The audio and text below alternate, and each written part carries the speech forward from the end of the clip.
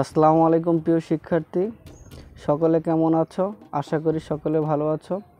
তোমরা যারা এসএসসি পরীক্ষা দিবা তাদের জন্য খুবই গুরুত্বপূর্ণ একটি ভিডিও নিয়ে হাজির হয়েছি। আজকের ভিডিওটি হলো এসএসসি স্থগিত যে পরীক্ষাগুলো বাতিলের আদেশ জারি ছিল এবং তোমাদের যে সকল ফলাফল কিভাবে দিবে ওই পরীক্ষার, সেগুলো বিস্তারিত আলোচনা করব। অবশ্যই ভিডিওটি মনোযোগ সহকারে তোমরা সকলেই দেখবে। আর যারা আমার চ্যানেলে নতুন তারা অবশ্যই আমার চ্যানেলটি সাবস্ক্রাইব করবে। আর ভিডিওটি ভালো লাগলে অবশ্যই সকলে ভিডিওতে লাইক দেবে। তো বেশি কথা না বলে তোমাদের ভিডিওটি শুরু করা যাক।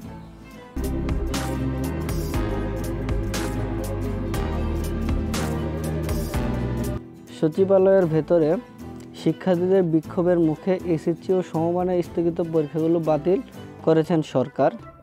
পরীক্ষার ফলাফল কিভাবে দেওয়া হবে সে বিষয়ে সিদ্ধান্ত পরে হবে। এসএসসি ও সমমান পরীক্ষার বাকি পরীক্ষাগুলো বাতিল ঘোষণা করে আদেশ জারি করেছে আন্তঃশিক্ষা বোর্ড সমন্বয় কমিটি। তবে ফল তৈরি ও তা কীভাবে প্রকাশ করা হবে সে বিষয়ে এখনও কোনো চূড়ান্ত কিছু জানা যায়নি। তো তোমাদের যে পরীক্ষাগুলো বাতিল করা হয়েছে এবং সেগুলোর ফল কিভাবে দিবে সেগুলোর কোনো চূড়ান্ত নোটিশ আসেনি, সেগুলো নিয়ে আমি একটু আলোচনা করব। যেমন আন্তঃশিক্ষা বোর্ড সমন্বয় কমিটির সভাপতি এবং ঢাকা মাধ্যমিক উচ্চ মাধ্যমিক শিক্ষা বোর্ডের চেয়ারম্যান অধ্যাপক তপন কুমার সরকারের সই করা এই আদেশ জারি করা হয়েছে যে মঙ্গলবার 20 আগস্ট। এতে বলা হয়েছে অনিবার্য কারণবশত এসএসসি ও সমমানের পরীক্ষা 2024 এর স্থগিত পরীক্ষাগুলো বাতিল করা হলো। তো এ হলো তার বিজ্ঞপ্তিনামা, ঢাকা এডুকেশন বোর্ড ওয়েবসাইটে প্রকাশিত হয়েছে। সেখান থেকে নিয়ে তোমাদেরকে বিজ্ঞপ্তিটি দেখানো হলো এবং পরেও শোনানো হলো। বিষয় প্রয়োজন ব্যবস্থা গ্রহণ করার জন্য অনুরোধ করা হলো। মঙ্গলবার সরকার এই সিদ্ধান্তের পর ঢাকা শিক্ষা বোর্ডের সূত্রে জানা গেছে, ফলাফলের বিষয়ে বুধবার বেলা 11টায় সবকটি শিক্ষা বোর্ডের পরীক্ষা নিয়ন্ত্রকদের বৈঠক ডাক হয়েছে। ওই বৈঠক থেকে সুপারিশ তৈরি করে তারা সরকারের কাছে পাঠানো হবে। সরকার এ বিষয়ে চূড়ান্ত সিদ্ধান্ত নেবে।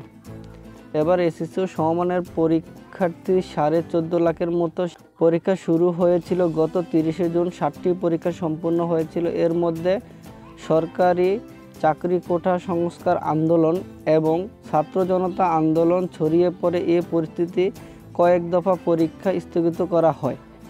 তখন পর্যন্ত 6টি পরীক্ষা বাকি ছিল, ব্যবহারিক পরীক্ষাও হয়নি। এর মধ্যে 5 আগস্ট ছাত্র জনতা অভ্যুত্থানে শেখ হাসিনা সরকারের ক্ষমতাচ্যুত হয়। পরে সিদ্ধান্ত হয় 11 আগস্ট থেকে নতুন সময়সূচি পরীক্ষা নেওয়া হবে। যদিও সেটা হয়নি, কারণ হিসেবে শিক্ষা বোর্ডের সূত্রে জানা যায় শেখ হাসিনা সরকার ক্ষমতাচ্যুতির দিন বিভিন্ন এলাকায় থানা হামলা হয়েছিল। এতে থানা রাখা প্রশ্নপত্রের ট্রাক ক্ষতিগ্রস্ত হয়। এজন্য 11 আগস্টের পরবর্তীতে আগামী 11 সেপ্টেম্বর থেকে স্থগিত পরীক্ষাগুলো নেওয়া সিদ্ধান্ত হয়েছিল। কিন্তু আন্দোলনকারী পরীক্ষার্থীদের দাবি ছিল অবশিষ্ট পরীক্ষাগুলো বাতিল করতে হবে। তারা বলেছেন, উদ্ভূত পরিস্থিতিতে অনির্দিষ্টকালের জন্য পরীক্ষা বন্ধ থাকায় তাদের মানসিক চাপে ফেলে। এছাড়াও কোটা আন্দোলনকারীর অনেক শিক্ষার্থী মানসিক ও শারীরিকভাবে প্রস্তুত নয়। অনেক সহপাঠী আহত, হাসপাতালে ভর্তি। এ অবস্থায় তারা স্থগিত পরীক্ষাগুলো তারা দিতে চায় না। ইতিমধ্যে হওয়া পরীক্ষা এবং স্থগিত বিষয় এসএসসির সংশ্লিষ্ট বিষয়ের সঙ্গে মিলিয়ে ম্যাপিং ও এইচএসসির ফলাফল প্রকাশ করার দাবি জানানো হয়েছে। এবারে স্থগিত এসএসসি সমমানের পরীক্ষাগুলো না হওয়ার বিষয়ে দুই ধরনের মত পাওয়া গেছে শিক্ষা বিশেষজ্ঞদের কাছ থেকে। ঢাকা বিশ্ববিদ্যালয়ের শিক্ষা ও গবেষণা ইনস্টিটিউটের অধ্যাপক এস.এম. হাফিজুর রহমান সংবাদ মাধ্যমকে বলেন, এবারের মাঝখানে পরীক্ষা স্থগিত হয়ে গিয়েছিল।